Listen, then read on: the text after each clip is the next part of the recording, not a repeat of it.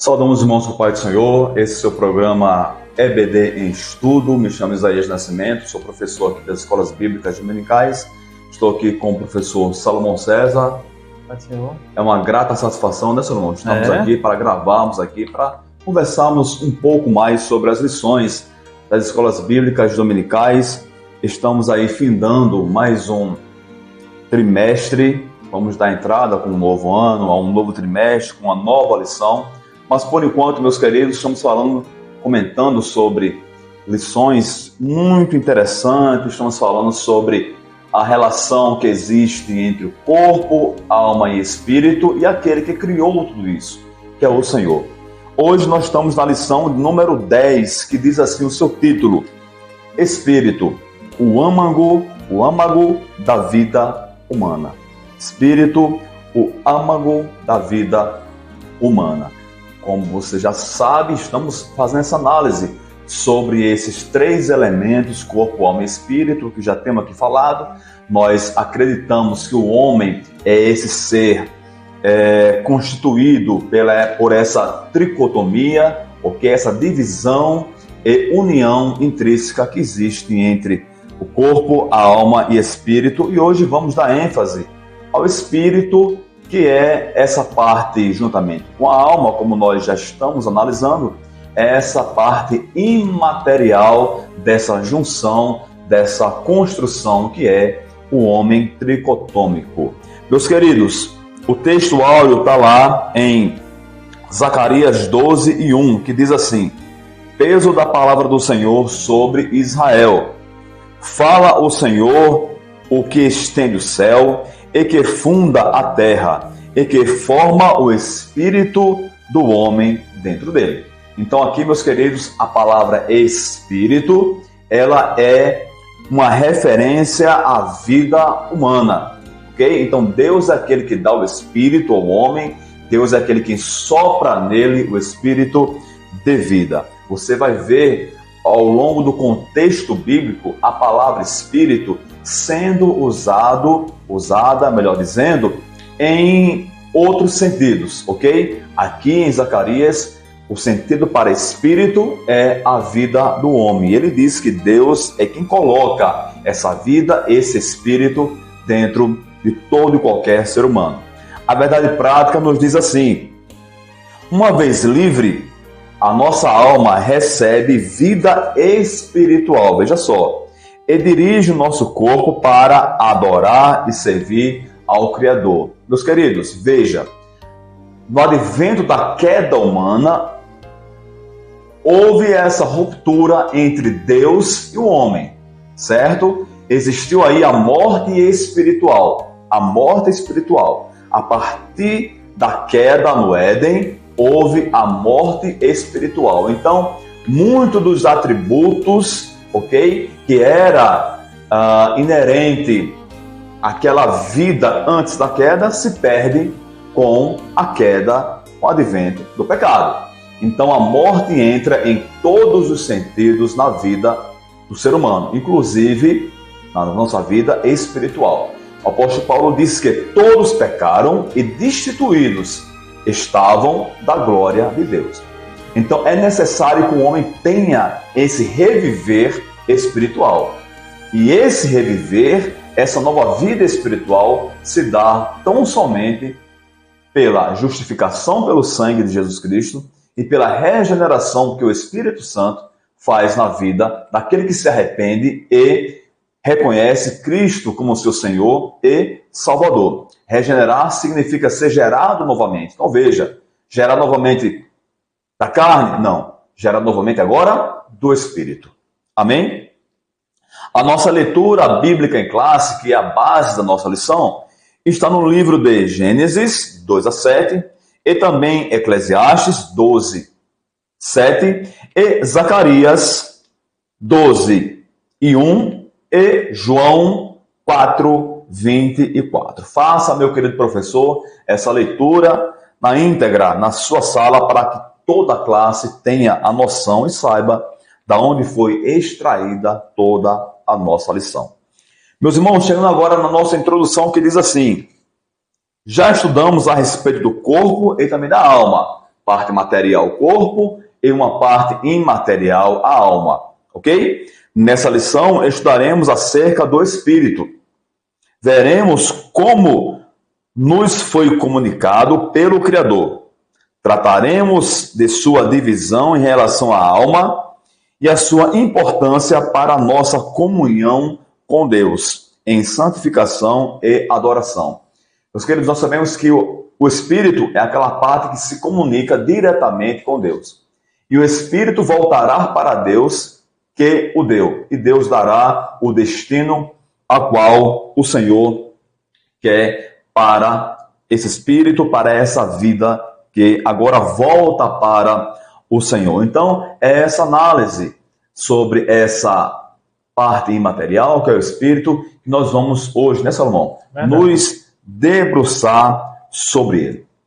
Amém. Antes da gente começar nessa parte do estudo propriamente dito, olha, curta o vídeo, se inscreva no canal, vai nos ajudar muito. E a palavra de Deus vai alcançar os quatro cantos da terra. O primeiro tópico tem como tema o sopro divino, a concessão do Espírito. Que maravilha, né? O primeiro subtópico, o fôlego da vida. O autor da lição, ele vai nos levar aqui ao início da criação humana. Ele diz assim que, feito de uma matéria pré-existente, o pó da terra, podemos dizer, o corpo humano estava inerte até receber o sopro de vida, o sopro divino, que é o fôlego da vida, feito por Deus. O ato pelo qual Deus deu ao homem o Espírito e o tornou uma alma vivente. O homem veio passar a existir pelo sopro de vida, pela palavra de Deus. Até então, toda a criação havia sido feita mediante ao emprego de ordem verbais, como, por exemplo, haja, ajunta-se ou produza. Tudo pela palavra de Deus, olha só. O homem, contudo, recebeu vida por uma comunicação especial, quer dizer, o elemento espiritual soprado por Deus, totalmente diferente da criação dos animais.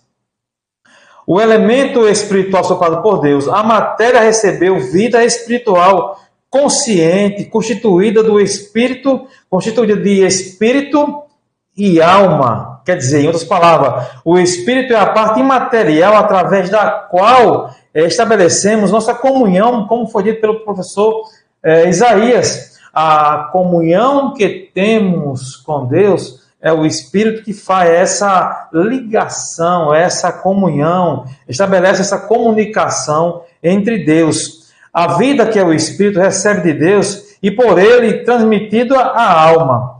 Em outras palavras, esta, por sua vez, expressa por meio do corpo. Portanto, o Espírito é o âmago, a parte mais profunda e íntima do ser humano, é entranhado com a alma, é inseparável dela. Que coisa maravilhosa. Então, o fôlego de vida dado por Deus foi uma dádiva que o homem não merecia. Deus estabeleceu e deu esse presente, podemos dizer, para o homem. Trouxe o homem à existência, soprou em seus narizes e tornou o homem um ser vivente pelo poder de Deus, irmãos. Glória a Deus, meus irmãos. Chegamos agora no nosso segundo subtópico desse primeiro tópico, como estamos falando sobre esse sopro divino e a concessão do Espírito. Concessão porque Deus nos concedeu tudo isso aí, mas um dia ele vai requerer de todo o ser humano. Preste bem atenção nisso aí. Diz assim, a singularidade do Espírito em relação à alma, em relação ao corpo, ok? Essa parte imaterial. Alma e Espírito são mencionados ao longo do Antigo Testamento como componentes imateriais e distintos, ok? Cada um com a sua função ali. Porém, em comunicação intrínseca um com o outro. Ok? Zacarias diz que Deus forma o espírito do homem dentro dele, a vida do homem dentro dele. Jó faz referência ao corpo, e representando pela boca ao espírito e a alma. Está lá em Jó 7 e 11. Ele menciona aí, veja que Jó, como nós entendemos ser o primeiro livro escrito da Bíblia, ok? Veja que Jó, ele habitava num lugar realmente muito remoto, porém essa noção entre essa existência do homem como um ser tricotômico já era ali uma ideia do patriarca Jó, ok? Há também o bem conhecido texto de Eclesiastes 12:7, que diz assim: e o pó volte à terra, o corpo, a parte material volte à terra, ok? Como era, e o espírito volte a Deus, que o deu. Então Deus cria um homem do pó da terra, e esse pó e esse corpo volte à terra como era, ok? Um dia esse corpo material volta a ser parte material, volta à terra como era, e o espírito, ok? Aqui entenda, quando ele fala o espírito volta a Deus, que o deu, ele está fazendo uma referência não só ao espírito, mas também à alma. Veja só. O retorno do espírito para Deus se dá junto com a alma. Veja só. Certo? Conscientes das ações humanas, boas ou más. Aqui nós podemos trazer como exemplo, Salomão, a questão do rico e do Lázaro. De Lázaro, né? Aquela parábola que o Senhor conta e que mostra que o rico estava conscientemente num lugar de tormento, ele roga ali ao pai Abraão para que alguém fosse aos seus familiares, para que tocasse nele, para aquele trouxesse a ele um certo alívio, ok? Ou seja, ele sentia em si de maneira consciente já os agravos, ok, da eternidade sem Deus, porque ele plantou isso em terra através do seu corpo material. Então, o corpo realmente, ele tem essa comunicação com o mundo externo, ok? Mas a alma e o espírito estão ali e vão sofrer as consequências eternas, certo? Nesse texto, como em outros, ruar, o termo hebraico para espírito, né? Ou o vento, é representativo dos dois elementos espirituais. Quando a Bíblia trata espírito como ruar, esse ar, esse vento, está tratando sobre, que em hebraico é essa palavra, ok? Sobre a parte, as duas partes imateriais do homem, alma e também o espírito. Vamos lá. Da mesma sorte, em diversas passagens, Nepesh, alma, ok? É tomada pelo todo imaterial. Então veja que quando acontece essa referência bíblica entre alma e espírito, as palavras que são usadas aqui no hebraico dá referência a essas duas partes imateriais, mas que se comunicam e que são elevadas a Deus de forma única. As duas partes materiais sendo representadas aqui pelas duas palavras hebraicas que é trazido ao longo de todo o contexto bíblico. Mas nós sabemos que existe essa união que vai voltar para Deus, só que, funcionalmente falando, digamos assim, cada um ali tem o seu lugar, Salomão. É mesmo, Isaías. E esse terceiro ponto do primeiro tópico, ele vai tratar com mais detalhe sobre essa separação, essa divisão, né? Tão próximo ali, ligado a um fio. Pô, é pouquíssima coisa, mas ele dá aqui o terceiro ponto como tema tendo a divisão. E ele vai nos levar a dois textos no Novo Testamento, especificamente lá em 1 Tessalonicenses, capítulo 5, versículo 23, que nos diz assim: e o mesmo Deus de paz vos santifique em tudo, e todo o vosso espírito, alma e corpo sejam plenamente conservados, irrepreensíveis, para a vinda do nosso Senhor Jesus Cristo. O segundo texto vamos encontrar lá em Hebreus, capítulo 4, versículo 12, que nos diz assim: porque a palavra de Deus é viva e eficaz, mais penetrante do que qualquer espada de dois gumes, e penetra até a divisão da alma e do espírito, e das juntas e medulas, e é apta para discernir os pensamentos e intenções do coração. Esses dois textos diz assim, a lição diz assim, que se destacam em relação a distinção entre a alma e o espírito, pois menciona expressivamente sem qualquer aparência sinônica. Ele vai nos mostrar que não é o mesmo sinônimo, mas destacam muito bem sobre isso. O segundo texto, aliás, refere-se à tênue divisão que há entre os dois componentes imateriais e é acessada sobrenaturalmente pela palavra de Deus. Olha só, que penetra até a mais íntima do nosso ser, onde a alma e o espírito estão entrelaçados. Ele sabe ali, a palavra de Deus sabe onde está a divisão, onde está a separação entre a alma e o espírito. Conclui-se, portanto, que apesar das distinções teológicas a respeito da composição tríplice, que é corpo, alma e espírito, as escrituras sagradas fazem clara referência às três partes distinguidas, fazendo essa separação entre ambas as partes. Então, o sinopse desse primeiro tópico nos diz assim: Deus concedeu ao ser humano o fôlego da vida, tornando um ser espiritual com capacidade de comunhão com o Criador, ou com a capacidade de comunhão com Deus, através da palavra de Deus, irmão Isaías. Amém, meus irmãos, estamos agora entrando no nosso segundo tópico, ok? Já avançando aqui na nossa lição. Nós vimos no primeiro tópico o sopro divino, a concessão do Espírito.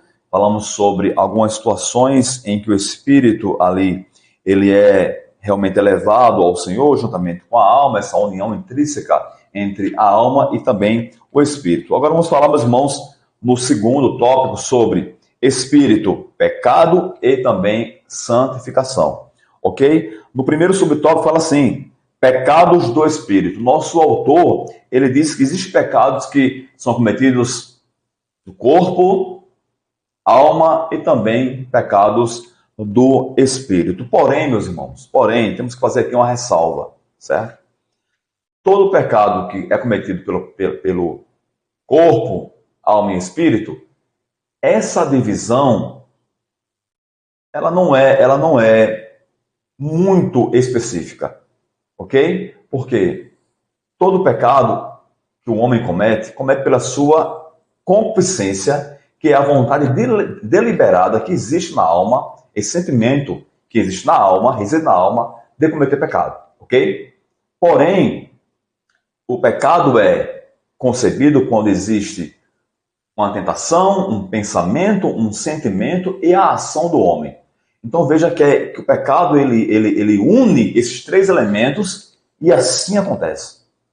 Então essa divisão entre pecados do corpo, do alma e do espírito é apenas didática, ok? Apenas para que possamos entender que existe talvez uma força maior em cada elemento de acordo com um pecado mais específico. E ele diz, meus irmãos, que existe pecado do espírito, com orgulho, soberba, a vanglória, a arrogância e a inveja. Ele traz aqui o nosso autor que, em Provérbios 16, 18, diz assim: a soberba precede a ruína e a altivez de espírito, ok? A elevação, o orgulho, a arrogância precede a queda.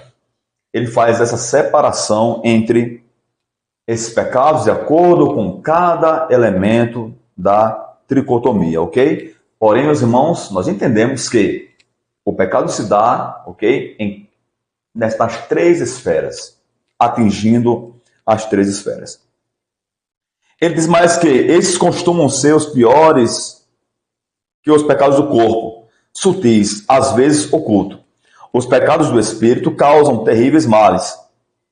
Além de prejudicar seus autores, afetam, destrói muitos também relacionamentos. Vou ler para vocês aqui o que diz também em Provérbios 15 e 25. O Senhor arrancará a casa dos soberbos, mas firmará a herança da viúva, ok? Então, está lá a soberba, segundo nosso autor, a soberba é um pecado do espírito, que traz essa grande consequência diante de Deus. Certas expressões pecaminosas da alma e do corpo, como iras disputas, maledicências, geralmente são reflexos do pecado do espírito. Em alguns casos, não é difícil percebê-los. Sanbalat e Tobias e seus asseclas, seus companheiros ali, aqueles que desfrutavam das mesmas ideias, não contiveram sua soberba e inveja, mas Neemias permaneceu firme. Já nós todos conhecemos, Neemias estava construindo ali os muros, reconstruindo, melhor dizendo, os muros da cidade de Jerusalém, e esses Tobias e Sanbalat queriam que ele parasse aquela obra tal, e ele disse que não poderia parar porque estava construindo ali uma grande obra. Ok? Vamos lá.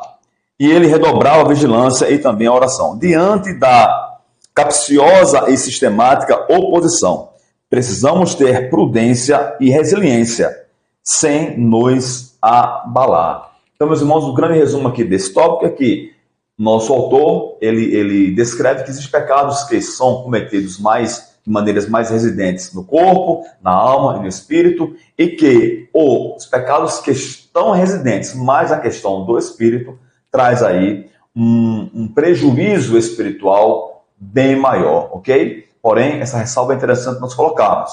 O pecado ele é concebido nas 3 esferas, e as consequências também, as 3 esferas sentem de acordo com o contexto do pecado. Vamos. Esse segundo ponto do segundo tópico vai tratar justamente sobre a raiz do pecado, aonde nasceu, onde vem. E ele fala que, lá em 1 Tessalonicenses, como já foi lido, 5:23, Paulo trata do processo de santificação que deve atingir o humano por inteiro, corpo, alma e espírito. Porque alguém que diz, não, Deus não quer corpo, não. Só basta você santificar a alma e o espírito. Não, tem que ser corpo, alma e espírito santificado para Deus, o completo. Ele diz aqui que a ordem por ele apresentada apresenta corpo, alma e espírito. Não nos parece aleatório, não foi nada aleatório. Em outras palavras, ele diz, o ato da criação se deu do material para o imaterial. Lá em Gênesis 2:7. Mas a redenção que se dá do espiritual para o físico. Então não elimina o corpo. O corpo está dentro do processo também de santificação que deve ser feito por nós, por aqueles que querem ter um encontro com Deus. Porque senão não tem como. A santificação tem que ser completa. E no imaterial, que a Bíblia geralmente chama de coração, que o pecado fica enraizado. Enraizado. Não se refere a essa massa que bater, não. O coração é aqui, é o nosso intelecto. Aonde o pecado fica ali enraizado. E precisa ser, como a gente viu nas lições anteriores, precisa ser abortado, precisa ser arrancado de dentro de nós. E esse processo tem que partir do homem, ele deixar de lado tudo que mina a comunhão com Deus, certo? Raiz do pecado. Ele diz assim, por isso a verdadeira santificação acontece de dentro para fora. De dentro para fora. Por quê? Ele pode falar sobre isso. Porque tem gente que acha que é de fora para dentro. A aparência, como os saduceus, achavam que pintar o sepulcro cobria o pecado. Cobria, mas Deus estava vendo. De Deus ninguém se esconde. Por fora era bonito, mas por dentro é sepulcro mesmo, é podre. Então a santificação acontece de dentro para fora. A falta dessa compreensão leva ao legalismo, além de representar graves distorções da doutrina da graça. A doutrina da graça não encobre isso e não passa pano em ninguém, não. Santificação tem que ser de dentro para fora mesmo. Pela confiança nas próprias obras. Tem gente que confia nas suas próprias obras, acha que isso vai levar a santificação, dizer, eu posso fazer, eu aconteço, não. A gente tem que ter uma coisa na cabeça, que sem Deus nada podemos fazer. Então a gente viu aqui raízes do pecado. É preciso sim identificar onde se encontra o pecado e arrancar da nossa vida, irmãos. Glória a Deus, meus irmãos, só mesmo com a atuação do Espírito Santo nós conseguimos fazer isso, na verdade? É o que vem agora, né? Exatamente, vamos lá. Vencendo o pecado. Como nós podemos vencer o pecado, meus queridos? Apenas com a ajuda divina.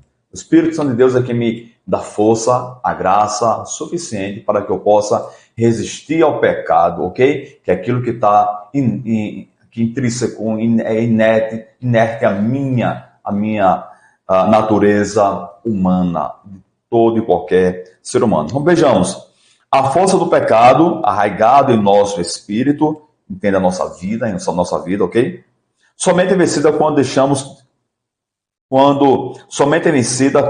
deixamos de confiar em nós mesmos e dependemos inteiramente da graça de Deus. Então não há homem que possa vencer o pecado por ele mesmo. Não há homem que possa ter mérito algum diante de Deus em vencer aquilo que afasta de Deus, que é o pecado, por ele mesmo. Não há, de maneira nenhuma. Nós só vencemos o pecado porque um dia nós somos revivificados pela graça de Deus. E essa graça é que me torna realmente aí capaz o suficiente de vencer o pecado, resistindo-o. Porque a Bíblia diz que resistir ao diabo e ele fugirá de vós. Essa resistência, essa força espiritual eu só tenho quando eu estou revestido da graça de Deus. Não é mérito humano algum, tão somente mérito de Deus, que nos dá esse poder salvador e santificador. Como ensina Paulo, a lei do Espírito da vida em Cristo Jesus nos livrou da lei do pecado e da morte. Aqui o apóstolo Paulo traça aqui, meu querido, um paralelo entre a lei mosaica e agora a graça. A lei mosaica apenas ela nos apontava para as consequências do pecado que me levava à morte. Mas a lei agora em Cristo Jesus, que é a graça, me livra dessa lei do pecado e da morte, me concedendo na graça a salvação em Cristo Jesus. Então, meus irmãos, a observância da lei, pela lei, zero possibilidades de eu conseguir observar a lei de maneira suficiente que os meus pecados fossem apagados diante do Senhor. Negativo. E a lei ela não tinha, inclusive, esse objetivo, mas sim de trazer à nudez o meu pecado. Me mostrar realmente que eu estava infringindo essa lei do Senhor. Mas a graça do Senhor me concede, porque onde abundou o pecado, superabundou a graça. Essa graça do Senhor, pela graça, pela bondade do Senhor, agora eu sou vivificado, ok? Pelos méritos de Cristo. Isso me faz vencedor do pecado e salvo na pessoa dele. Não é mérito humano algum, como eu já falei, mas é mérito apenas da graça e do favor, que é o favor imerecido de Deus para todos nós, meus irmãos. É essencial para uma vida espiritual saudável e frutífera, que é a graça de Deus, ok? Que nos dá realmente sentimentos que são semelhantes aos sentimentos que existiam em Jesus. Humildade, mansidão, tudo isso são características de um novo nascimento. A arrogância sequer deveria ser nominada entre nós. Quando contendas, inclusive públicas, são feitas em nome de Cristo, é porque ainda não compreendemos o que é o verdadeiro cristianismo. E traz aqui 2 Timóteo 2,24, que diz assim: o servo do Senhor não convém contender. Então, o servo do Senhor, aquele que é regenerado, ele foge desse tipo de situação, ok? Claro que não é deixar de se posicionar em meio a uma sociedade caída, ok? Ou decaída, não. Mas sim evitar contendas infrutíferas, que não vai levar ninguém a nada, que não vai glorificar o nome do Senhor. Mas o crente tem sim que se posicionar de maneira realmente forte e firme, mas evitar contendas que não levam ninguém realmente a nada. Pelo meio da graça, aperfeiçoando a santificação no temor de Deus. 2 Coríntios 7 e 11. Meus queridos, então, cada vez mais que eu me encho mais da graça do Senhor, eu me torno mais imune ao pecado. Veja o que eu quero dizer com isso. Que a minha única fonte transbordante de salvação do pecado é a graça. Não são a minha força. O apóstolo Paulo, como nós estávamos comentando aqui anteriormente, disse que dos pecadores ele era o principal. É esse exercício que eu tenho que fazer. Eu tenho que saber que por mim mesmo eu sou um grande pecador. Mas pela graça de Deus, nós somos salvos por meio de Jesus Cristo, nosso Senhor. Salvão. Amém. O terceiro tópico da lição diz assim: regeneração e adoração. Olha só, a gente está vendo sobre o Espírito, a sequência que nós vemos e já chegamos na regeneração. Vimos sobre o pecado, né? O Espírito, pecado e santificação. E agora regeneração e adoração. A pessoa nascido de novo, ele é regenerado e as coisas velhas ficaram para trás, eis que tudo se fez novo. Primeiro ponto, novo nascimento. Ele diz assim que a vitória sobre o pecado começa necessariamente com a experiência espiritual do novo nascimento. Não tem como esse começo se não passar pelo novo nascimento, nascer de novo. O ato divino operado em nosso interior que nos outorga o Espírito regenerador. Isso acontece através do nosso Senhor Jesus Cristo. Foi o que aconteceu com Nicodemos. Quando Nicodemos aqui, ele vai lá para João, capítulo 3, versículos 5, 6, 7 e 8, que diz assim: Jesus respondeu, na verdade te digo, que aquele que não nascer da água e do Espírito não pode entrar no reino de Deus. E o que é nascido da carne é carne, o que é nascido do Espírito é Espírito. Não te maravilhes de ter dito, necessário vos é nascer de novo. O vento sopra onde quer, ouve a sua voz, mas não sabeis de onde vem, nem para onde vai. Assim é todo aquele que é nascido do Espírito. Isso é nascer de novo, nascer do Espírito. Para Nicodemos era impossível ele entender e compreender esse padrão, esse poder do alto. Por quê? Eles aqui, isso era incompreensível para Nicodemos e o seu padrão religioso, assim como era para os que desejam mostra a aparência de piedade, sem terem experimentado sobrenaturalmente o processo de regeneração. Ele mostra esse processo de piedade, mas na realidade ele não passou pelo processo de regeneração.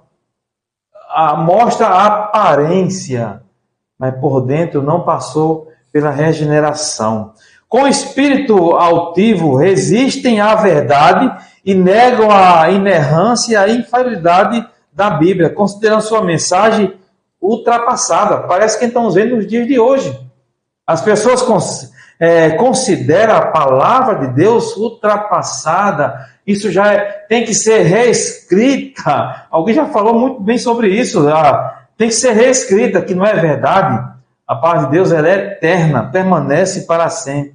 Interpretam as Escrituras conforme os seus desejos já estabelecidos. Não podemos ter comunhão com os tais. Quem passa pelo novo nascimento, ele tem um encontro verdadeiro com Deus. A palavra de Deus ela é enraizada no seu coração. E aonde existia o pecado, a palavra de Deus, a Bíblia diz que o sangue de Cristo nos purifica de todo o pecado. Ele realmente, irmão Isaías, nasce de novo. Nasce novo. Um novo nascimento. Verdade, glória a Deus. E a gente vê, como Salomão já colocou aqui de maneira muito clara, que o novo nascimento, através do exemplo de Nicodemos, naquele encontro com o Senhor Jesus ali, ok? E aqui no nosso segundo subtópico, meus queridos, vamos falar sobre em espírito e em verdade, vamos trazer outra ocasião em que o entendimento era apenas religioso, apenas da tradição que existia naquele tempo. Quando Jesus se encontra com a mulher samaritana, aqui diz o nosso autor, ela tem esse conhecimento que foi passado pelos seus pais, em que a adoração ao Senhor se daria lá no Monte Gerizim, ok? Em que a adoração não era igual ao que os judeus diziam que era adoração em Jerusalém. Existia essa confusão. O Senhor disse que a adoração verdadeira ao Senhor, ela é realizada em espírito e em verdade. O que Jesus quis dizer quando ele fala em espírito e em verdade é que a adoração do Senhor, ela é constituída de uma vida renovada, regenerada, agora transformada pela ação regeneradora do Espírito Santo de Deus. A partir do momento que o homem passa por esse processo de regeneração, ok? Que é um dos pilares, digamos assim, da vida cristã salva, ok?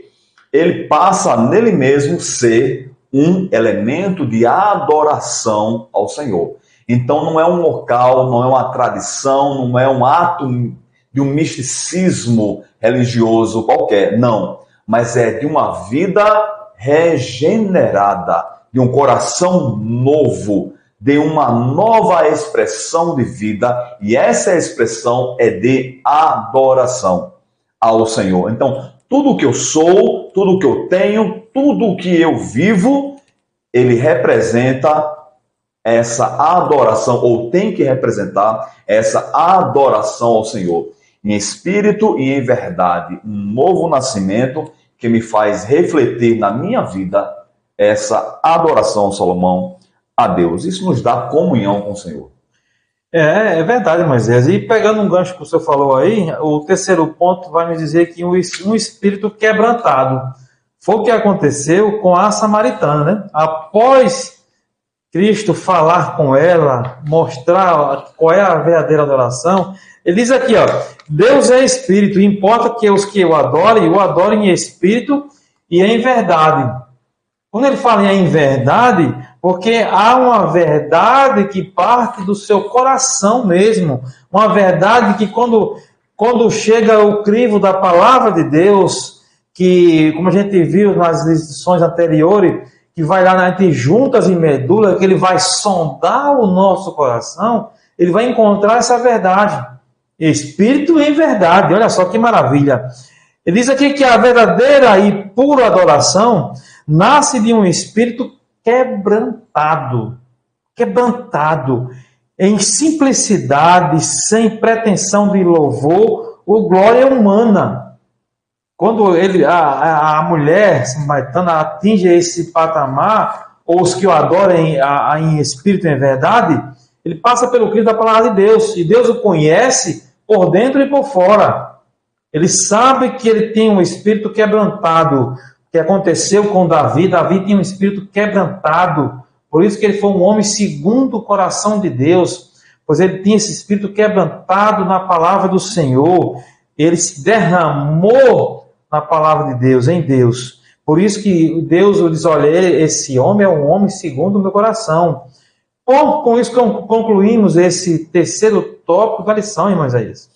Glória a Deus, meus irmãos, e também concluímos aqui a nossa lição de hoje. Vou ler apenas a conclusão para você, para nós aqui darmos por fim esse nosso estudo sobre essa lição muito interessante. Fala assim a conclusão, meus queridos. Âmago da vida humana, o Espírito nos foi dado por Deus para que mantenhamos comunhão com Ele. Então, âmago, essa parte mais importante ali, a parte fundamental da vida humana, ok? Todo espírito do homem, ele se liga diretamente a Deus. Por isso que nosso espírito, ele tem que ser regenerado, tem que ser renovado, para que nós possamos alcançar de Deus o seu favor. Não deixemos que os cuidados da vida nos façam esquecer de que somos seres espirituais, ok? Todos nós um dia daremos conta tudo o que nós fizermos no corpo, ok? A Deus. Tudo. Então temos que ter essa noção, meus queridos. Nosso espírito vai ao Senhor. Desfrutar da presença divina fortalece o espírito, alegra a alma e nos enche de vigor para enfrentar os desafios cotidianos da nossa jornada aos céus. Então, meus irmãos, devemos apresentar corpo, alma e espírito a Deus, agora renovados, regenerados pela presença do Espírito Santo de Deus em nossa vida, ok? O corpo ele vai demonstrando em ações, em atitudes, essa nova vida que todo homem que quer ter um encontro bom, verdadeiro, real, e vai ouvir do Senhor, bem-vindos, benditos meu Pai, tem que ter. A regeneração, ela é fundamental, essencial, única, e só se dá pela ação do Senhor, do Espírito Santo. É verdade, sem a qual ninguém verá o Senhor. Amém. Amém, que Deus os abençoe com muitas bênçãos do céu. Já te convido para a próxima aula, se assim Deus permitir. Deus abençoe em nome de Jesus.